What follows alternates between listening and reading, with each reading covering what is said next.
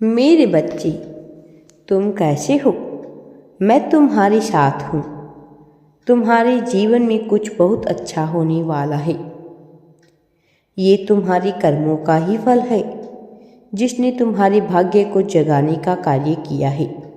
तुम्हें शीघ्र ही अच्छी सूचना मिलने वाली है। ये मेरा वरदान नहीं है, ये तुम्हारे कर्मों का ही फल है। इस संसार में वरदान और श्राप दोनों को तुम्हारे कर्म ही निर्धारित करते हैं। श्राप वह गलत चुनाव है जो आपको कष्टों की ओर ले जाता है, और वरदान वह चुनाव है जो आपको जीवन को सुख और समृद्धि की ओर लेकर जाता है। हम अपने चुनाव के अनुसार ही कार्य करते हैं। यही कर्म हमारा भाग्य तय करते हैं। मेरे बच्चे, मेरी इस बात को समझो और शीघ्र ही स्वयं को जागृत कर लो। सारे मौके गंवा देने के बाद जागने से बेहतर है कि जल्दी जाग जाओ। जल्दी जागना हमेशा ही बेहतर होता है, चाहे वह नींद से हो, अहम से या वहम से। इन सभी की नींद तुम्हारे भाग्य के लिए हानिकारक होती है। मेरी इस बात को अपने मन में उतार लो। मेरे बच्चे, मैं जानता हूँ कि तुमने अपने उद्देश्य के लिए कितना परिश्रम किया है। मेरे प्रिय बच्चे, तुम्हारा परिश्रम मुझसे छिपा हुआ नहीं है। तुम्हारा परिश्रम के बाद तुम्हारा धैर्य ही तुम्हारी असल परीक्षा लेता है। तुम्हारे व्यक्तित्व की शक्ति इसी में उभर कर आती है। मुझ पर विश्वास रखो। यदि तुम्हारे परिश्रम और धैर्य का फल वैसा नहीं मिला जैसा तुमने चाहा था, तो ये समझ लेना कि जो मिलने वाला है वो इससे भी बेहतर होगा, क्योंकि वो तुमने नहीं, मैंने स्वयं तुम्हारे लिए सोचा है। मेरे बच्चे, इस संसार में तुम्हें कष्ट पहुंचाने वाले की दृष्टि कितनी भी बड़ी क्यों ना हो, मेरी कृपा दृष्टि से बड़ी नहीं हो सकती है। यदि मैं तुम्हारे साथ खड़ा हूँ तो तुम्हारा कोई भी कुछ नहीं बिगाड़ पाएगा। मेरे बच्चे, अपने मन को विचलित होने से रोकना भी तुम्हारे लिए आवश्यक है। जिस प्रकार से तन का स्वस्थ रहना आवश्यक है, उसी प्रकार से मन का स्वस्थ रहना भी अति आवश्यक है। मन को समझने के लिए हमें खुद को समझना होगा। प्रश्न है कि हम स्वयं को कैसे समझें। मेरे बच्चे, जब तुम्हें किसी को समझना होता है तो तुम क्या करते हो? उसके साथ बैठते हो, बातें करते हो ना? बस वही स्वयं के साथ करना शुरू करो। बस सही रास्ते पर ऐसे ही चलते रहो। कुछ लोगों को मेरा भय होता है कि मैं निरंतर उन्हें देख रहा हूँ। मेरे बच्चे, भय उसे ही होता है जो गलत करता है। भय उसे होता है जो पाप कर्मों में लिप्त होता है। उसे ही यह भय होता है कि महादेव देख रहे हैं। वही दूसरी ओर एक भक्त को हर कार्य करते समय ये भरोसा होता है कि मैं उसे देख रहा हूँ, इसलिए वह निश्चित होकर कार्य करता है कि जो होगा सब महादेव देख लेंगे। मैं अवश्य देख लूँगा। मैं अवश्य अपने भक्त का साथ दूंगा। भक्त भय से मुक्त होकर मेरा स्मरण करता है, और पापी भय से व्याप्त होकर देखता मैं दोनों को हूँ। आकलन तो कर्म ही करेंगे, लेकिन अपने भक्त का आत्मविश्वास बनकर तो मैं ही सदैव उसके साथ रहता हूँ। आत्मविश्वास और सत्कर्म के पलड़े के सामने कोई भारी नहीं पड़ सकता है। मेरे बच्चे, तुम्हें भी इसी तरह निश्चित होकर मेरा हाथ पकड़ लेना है। मेरे बच्चे, इस संसार को तुम्हारे द्वारा किए गए प्रयास नहीं, सिर्फ परिणाम दिखाई देते हैं। मेरे प्रिय बच्चे, परंतु तुम्हारे हाथ में परिणाम तो है नहीं। कुछ है तो वो सिर्फ प्रयास ही है। इसलिए अपने प्रयासों को किसी भी मोड़ पर कमज़ोर अथवा कमतर मत पड़ने देना। कमज़ोर प्रयास सिर्फ कमज़ोर परिणाम ही पैदा कर सकते हैं। जीवन में भव्य और सुंदर लक्ष्य की प्राप्ति के लिए किया गया परिश्रम भी उतना ही कठिन करना पड़ता है। मेरे बच्चे, कठोरता और जड़ता आगे बढ़ने के मार्ग में सबसे बड़ी बाधा होती हैं। जिस प्रकार से लोहा तपकर नरम होकर ही हथियार बनता है, सोना नरम होकर ही जेवर बनता है,